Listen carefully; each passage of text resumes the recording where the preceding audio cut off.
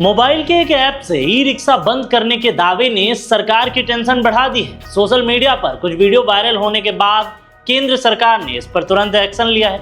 Google play store और Apple app store को एक खास ऐप हटाने का आदेश दिया। लेकिन आखिर इस ऐप में ऐसा क्या था कि सरकार को तुरंत दखल देना पड़ा? क्या सच में कोई सिर्फ मोबाइल से चलते हुए ई रिक्शा को रोक सकता था? आइए इस पूरी खबर को आसान भाषा में समझते हैं। आज ई रिक्शा सिर्फ एक गाड़ी नहीं है, बल्कि लाखों लोगों की रोजमर्रा की जिंदगी का एक हिस्सा है। ऑफिस जाना हो, बाजार जाना हो, यहाँ तक कि रेलवे स्टेशन पहुंचना हो या बच्चों को स्कूल से लाना हो, हर जगह ई रिक्शा बड़ी सुविधा के साथ आती है और जाती है।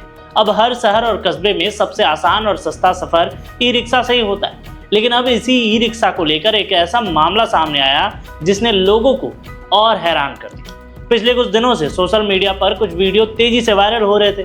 इन वीडियो में दावा किया गया कि BAT BMS नाम के एक मोबाइल ऐप की मदद से सड़क पर चल रहे ई रिक्शा को दूर से ही बंद किया जा रहा था। वीडियो देखने के बाद कई लोगों के मन में सवाल उठा, आखिर अगर ऐसा सच है तो यह सिर्फ ड्राइवर ही नहीं बल्कि उसमें बैठे यात्रियों की सुरक्षा के लिए भी बड़ा खतरा हो सकता है। और यही वजह है कि मामला सरकार तक पहुंच गया और सरकार ने भी बिना देर किए इस ऐप को बंद करने का फैसला ले लिया। सूत्रों के मुताबिक IT मंत्रालय ने गूगल और एप्पल दोनों को निर्देश दिया है कि BAT BMS ऐप को अपने ऐप स्टोर से हटा दिया जाए। सरकार का मानना है कि अगर इस ऐप का गलत इस्तेमाल हुआ तो सड़क पर चल रहे ई रिक्शा अचानक रुक सकते हैं और इससे हादसे का खतरा और बढ़ सकता है। अब सवाल आता है कि आखिर यह ऐप काम कैसे करता है। इसे समझना बिल्कुल आसान है। आजकल लगभग हर ई रिक्शा में BMS यानी बैटरी मैनेजमेंट सिस्टम लागू होता है।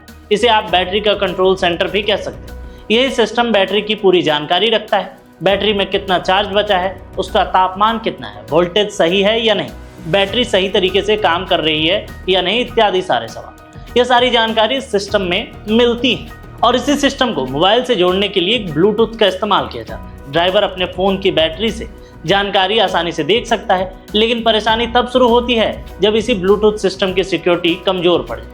बताया जा रहा है कि कम कीमत वाले कई ई रिक्शा में इस्तेमाल होने वाले कुछ चीनी BMS को मजबूत सिक्योरिटी नहीं होती है। यानी अगर कोई दूसरा व्यक्ति उसी तरह का ऐप लेकर आपके ई रिक्शा के पास पहुंच जाए तो वह आपकी जानकारी के बिना सिस्टम से कनेक्ट होने लगता है। अब यहीं पर पूरा मामला गंभीर होता है। दावा किया जाता है कि अगर किसी व्यक्ति के मोबाइल में BAT BMS ऐप हो और वह किसी ई रिक्शा से करीब 10 से 15 मीटर की दूरी पर जाए तो यह ऐप कथित तौर पर सीधे ई रिक्शा के BMS से कनेक्ट हो सकता है। इसके बाद बैटरी से मोटर तक जाने वाली पावर को बंद किया जा सकता है। जैसे ही बिजली की सप्लाई रुकती है, ई रिक्शा भी रुक जाता है। अब जरा सोचिए कि अगर ऐसा किसी भीड़ भाड़ वाले चौराहे पर हो जाए या अगर किसी फ्लाईओवर पर हो जाए तो कितनी बड़ी समस्या आ सकती है। अगर ऐसा तेज ट्रैफिक के बीच हो जाए तो सिर्फ ड्राइवर ही नहीं बल्कि उसमें बैठे यात्रियों की जान को खतरा हो सकता है। और यही वजह है कि सरकार ने इस मामले को सिर्फ एक ऐप का मामला नहीं माना बल्कि इसे पब्लिक सेफ्टी का मुद्दा माना।